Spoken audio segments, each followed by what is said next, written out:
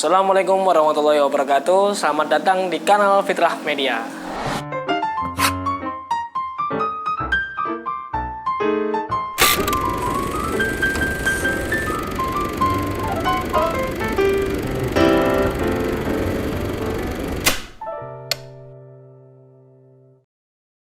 Perkenalkan, nama saya Aris Rahman Nursalis. Saya adalah mahasiswa Universitas Muhammadiyah Ponorogo, Fakultas Agama Islam, dan prodinya juga Pendidikan Agama Islam. Langsung saja kita sikapi pada tema hari ini, yaitu adalah pendidikan di era milenial.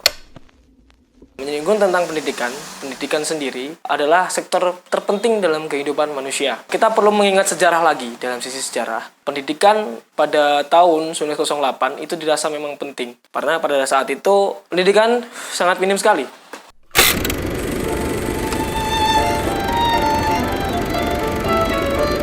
Tingkat pendidikan atau tingkat baca tulis pada saat itu hanya 1,5% dari seluruh penduduk Indonesia. Nah, dari sana tercetuslah sebuah organisasi dari seluruh pemuda Indonesia. Di sana banyak kesadaran dari seluruh kaum terpelajar bahwasanya pendidikan itu dirasa penting untuk meningkatkan kesejahteraan rakyat Indonesia itu sendiri. Nah, dari situ tercetuslah sebuah organisasi yang bernama Budi Utomo. Pada dasarnya, pendidikan sendiri sempat dikatakan pada Undang-Undang Dasar 1945 tentang pendidikan itu sendiri, dan tujuannya adalah mencerdaskan kehidupan bangsa.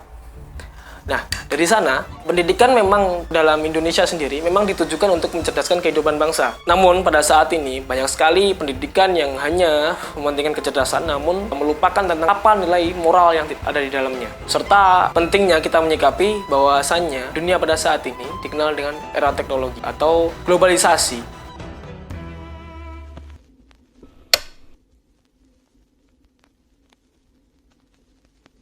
Nah, di sini, era globalisasi ini adalah era di mana dunia tanpa dimensi ruang dan waktu, di mana kita bisa terhubung walaupun kita jauh dimanapun, kita dapat terhubung. Dapat kita melihat sesuatu, informasi apapun itu, dapat kita akses siapapun dan kapanpun.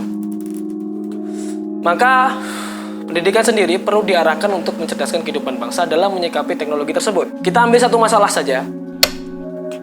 Banyak pemuda saat ini yang belum siap akan adanya teknologi.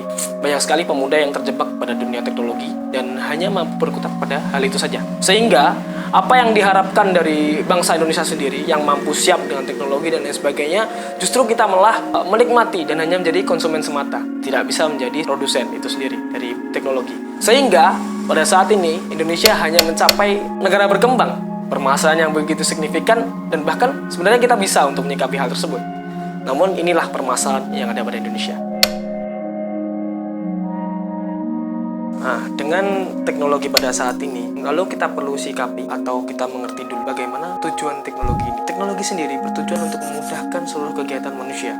Nah, sekarang dengan adanya internet yang sudah saya singgung tadi, bagaimana globalisasi ataupun sistem pertukaran informasi itu tanpa batas. Untuk itu, pemuda-pemuda saat ini perlu mengetahui bahayanya teknologi dan bagaimana teknologi itu dapat berfungsi pada kehidupan kita.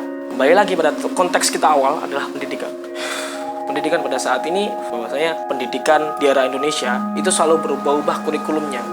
Seperti halnya kita singgung pendidikan dengan kurikulum Merdeka Belajar. Sebelumnya kita menggunakan kurikulum KTSP ataupun kurikulum K13. Di situ kita dapat ketahui bahwasanya pendidikan saat-saat ini itu selalu berubah-ubah kurikulumnya dengan visi misi dari pemimpin pada saat itu. Seperti yang dikatakan Pak Jokowi, pendidikan pada saat ini memang didukung untuk revolusi industri. Perlunya kita melakukan reformulasi ataupun menunjang kembali ataupun mengingat kembali bagaimana sistem pendidikan yang ada di Indonesia ini.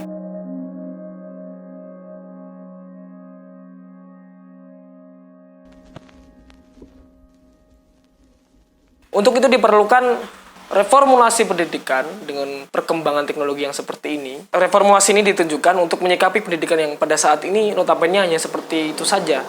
Dan bahkan kita belum mampu menciptakan apapun untuk menyumbang teknologi untuk digunakan pada masyarakat itu sendiri. Nah, disitulah perlunya jiwa profesionalisme dan intelektual.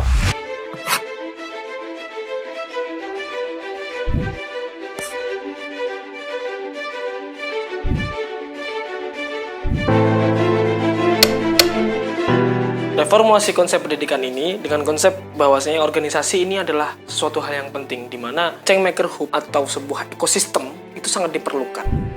Nah, dalam Changemaker Hub ini diperlukan sekelompok orang juga untuk menemukan suatu gagasan tertentu. Maka ini sangat problem solving untuk pendidikan pada saat ini. Karena pada dunia pendidikan saat ini bukan hanya baca tulis semata, namun lebih tepatnya menemukan sebuah gagasan. Lalu menyikapi hal tersebut, Paulo Freire sebenarnya sudah pernah mengatakan pada bukunya Pendidikan Kaum Tertindas. Di situ menyatakan bahwa pendidikan itu bukan cuma ceramah semata, namun lebih dihadapkan pada suatu permasalahan. Masalah ini akan ditemukan solusinya. Bukan cuma guru yang berbicara, namun siswa yang mendengarkan. Tidak seperti itu. Nah, menyinggung kembali soal pendidikan pada saat ini, dengan konsep organisasi tersendiri, maka sumber daya manusia yang notabene adalah generasi penerus bangsa, ini akan tercipta dan mampu membentuk sumber daya yang bagus untuk Indonesia itu sendiri. Semisal kita berbicara soal era teknologi pada saat ini. Lalu permasalahannya seperti ini. Maka seseorang yang ada di kelompok tersebut akan memikirkan solusi seperti apa sih yang akan diajukan pada masyarakat. Paling tidak dalam lingkup kecil tersebut, dia sudah memberikan gagasan, dan bukan cuma gagasan, lalu ada aktualisasi diri. Itulah yang terpenting. Maka konsepsi pendidikan dengan budaya Changemaker Hubs ini sangat diperlukan. Bahkan ada kajian tentang hal tersebut yang menyatakan dengan perlunya soal mahasiswa juga untuk diwadahi. Nah, dengan bergabungnya kita di organisasi, maka kita dapat mengetahui wawasan-wawasan yang begitu luas. Perputaran antara pemikiran satu dan pemikiran yang lain dapat kita sikapi dengan berbagai macam sudut pandang. Maka pemecahan atau problem solving seorang mahasiswa dan kaum terpelajar itu dapat dinikmati oleh seluruh kaum masyarakat. Nah, fungsinya organisasi ini untuk apa sih? Untuk menginkubasi aktor-aktor yang akan dijadikan suatu perubahan atau agen perubahan untuk mendukung sosial problem yang ada pada masyarakat. Nah, disitulah kita mengetahui ekosistem yang ada pada organisasi ini sangat terarah. Bahkan sebagian besar dari orang-orang yang besar itu adalah orang-orang yang keluar dari sebuah organisasi. Untuk itu, pendidikan pada saat ini perlu melakukan kerjasama dengan sebuah organisasi tersebut untuk menciptakan aktor-aktor yang diinkubasi, lalu akan dikeluarkan pada saatnya nanti untuk menciptakan sebuah SDM-SDM yang unggul juga. Seperti inilah fungsi dari organisasi ataupun reformasi pendidikan pada era 21 ini. Untuk itu, kaum-kaum terpelajar Indonesia jangan cuman berkutat pada kelas mata. Ikutlah organisasi, lalu berkembanglah sebagai generasi-generasi penerus bangsa yang mampu mencipta, bukan hanya konsumen semata. Begitulah yang dapat saya sampaikan. Terima kasih, mungkin hanya itu yang dapat saya sampaikan. Wassalamualaikum warahmatullahi wabarakatuh. Kita adalah enabler oleh ekosistem. Mau dunia pendidikan, mau dunia teknologi itu nggak ada bedanya. Organisasi yang paling efektif adalah organisasi yang bisa berinovasi. Bayangkan pendidikan seorang murid dari PAUD sampai 21. Nggak ada tugas, nggak ada problem definition, nggak ada engineering yang lebih rumit daripada engineering seorang manusia. Jadi semakin kompleks suatu tugas, semakin pentingnya role inovasi di dalam suatu organisasi. Jadinya mau itu tech startup, mau itu unit pendidikan, sekolah, PAUD, universitas sama aja. Potensi organisasi ini untuk berkolaborasi dan berinovasi itu adalah yang terpenting.